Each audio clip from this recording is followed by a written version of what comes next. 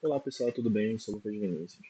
Vou estar aqui finalizando essa nossa jornada de vídeos a respeito da biblioteca String.h. E por último tópico, a gente decidiu estar trazendo para vocês como usar tudo que foi aprendizado, tudo que foi aprendido durante essa jornada de vídeos na prática. Como posso pegar esse conhecimento e estar atribuindo a fatores de fato da vida real para a gente estar utilizando esse conhecimento, beleza? Então eu separei aqui 4 tópicos para vocês tais de aplicabilidade e usos da String.h, começando pelo processamento de texto. Então, ali através daquelas funções que foi apresentada a vocês, está utilizando todo esse processo de texto dentro dos próprios editores. Tá? A gente vai estar se aprofundando melhor mais para frente do vídeo, também deixando claro aqui para vocês que a ideia desse vídeo é estar trazendo esses conceitos de uma maneira introdutória para vocês, para caso surja o interesse, que vocês se aprofundarem nesses conhecimentos, certo? Outro tipo de aplicação é justamente em aplicações de rede, certo? Em desenvolvimento de jogos e em processamento de dados, certinho? Então, começando pelo processamento de texto, certo? Quando a gente usa um editor de texto, a gente pode estar atribuindo essas funções que foi visto anteriormente. Então, a gente tem aqui o strcopy, por exemplo, o strcat, que também é usado para manipular, pesquisar e substituir os textos, né, como também já foi apresentado para vocês.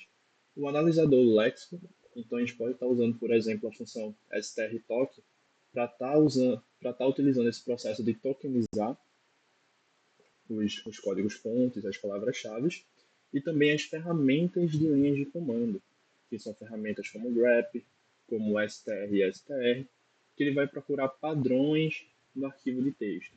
Então, trazendo aqui um exemplo básico, mais tranquilo para vocês, ali no código, a partir da linha 25, a gente vê um processo de tokenizar, como eu expliquei para vocês. Então a gente declara um char, a gente também declara um token com um ponteiro e a gente atribui essa função strtoc para estar atribuindo essa lógica para o nosso código, certo? E, avançando mais, como eu venho trazendo para vocês, nós temos as aplicações da rede, certo? Aqui é um tópico um pouco mais complexo, então, como eu também já havia falado, vou trazer de uma maneira introdutória, não aprofundando muito nos tipos de exemplos e tudo mais, trazendo de uma maneira mais introdutória para, enfim, como eu falei, vocês quiserem se interessar, pesquisar mais sobre isso, certo? Mas quando a gente vai analisar e formatar mensagens dentro dessa rede, é comum, né, usar protocolos específicos, como o HTTP, o FTP ou o SMTP. E a gente pode estar usando alguns mecanismos da biblioteca String.h para esse tipo de comunicação, correto? E até mesmo naqueles chats que a gente entra em algum site de compra, alguns sites ali que tem aquele mecanismo de conversa através de chat com algum atendente, também é possível estar usando mecanismos da String.h nesse tipo de site, né? Como, por exemplo, as próprias mensagens podem ser armazenadas em strings, certo? E quando a gente analisa os dados, os logs, muitas vezes, quando a gente quer analisar esses logs mais extensivos, a gente usa desses mecanismos da string.h também para estar analisando esses tipos de dados, certo? E em alguns serviços de web, como serviços do JSON, o XML, que usa também dados textuais, é utilizado a questão da biblioteca string.h também. Tem um exemplo aqui na tela para vocês sobre essa aplicabilidade, bem simples, bem introdutório, para vocês estar sendo contextualizado nesse contexto da própria biblioteca, correto?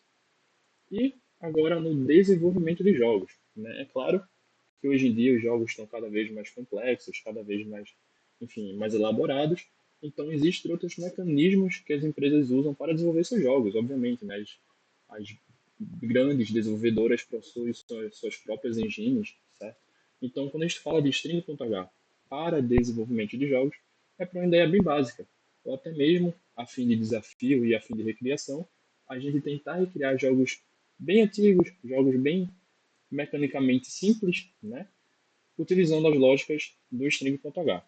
Então, quando a gente vai interpretar esses comandos, por exemplo, aqui, né, nesse exemplo que eu trouxe para vocês, apenas um comando para startar o game, outro para sair e uma mensagem ali caso o comando seja diferente. A gente pode usar as lógicas que está dentro da biblioteca para estar atribuindo essas funções, correto? e até mesmo na maneira da gente armazenar o diálogo, a narrativa do jogo, ou até mesmo se o jogo tiver um mecanismo de escolher diálogos, pode estar usando as funções da biblioteca para estar armazenando esse tipo de informação, certo? Novamente, o sistema de log também está presente no desenvolvimento de jogos. Então, vai precisar ali registrar algum evento, alguma estatística ou algo disso. A biblioteca ela pode estar ajudando na formatação e no registro desses eventos, certinho? E também armazenar o estado do jogo. Como assim? Eu quero armazenar, por exemplo, um jogo do Pac-Man que os fantasmas estão no modo de perseguição. A gente pode usar string.h para estar armazenando esse tipo de informação dentro do nosso código, correto?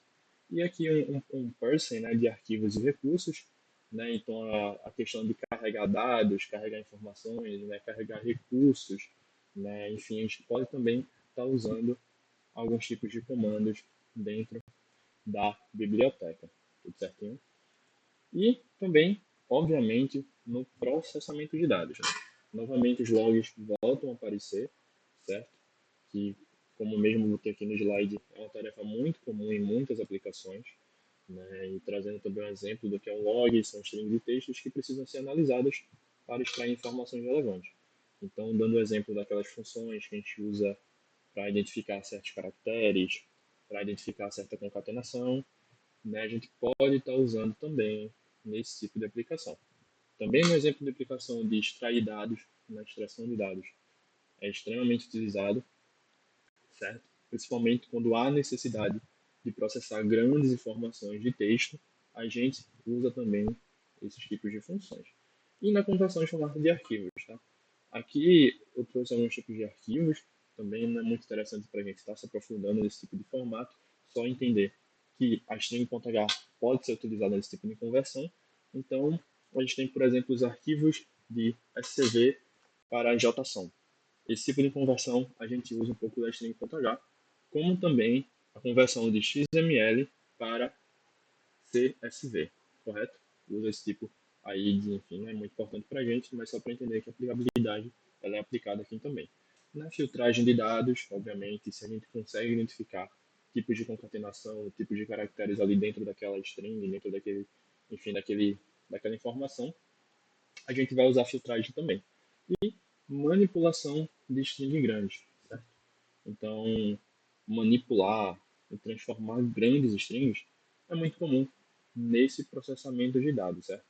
Então, como falei para vocês, o intuito desse vídeo é só estar introduzindo a vocês a aplicabilidade do que a gente viu ao decorrer desses vídeos que a gente postou, mas na prática.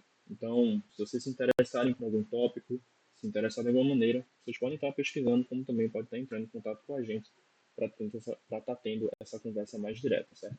Então, dito isso, muito obrigado e espero que a gente tenha contribuído para o seu aprendizado aí na jornada da programação. Um forte abraço e tamo junto.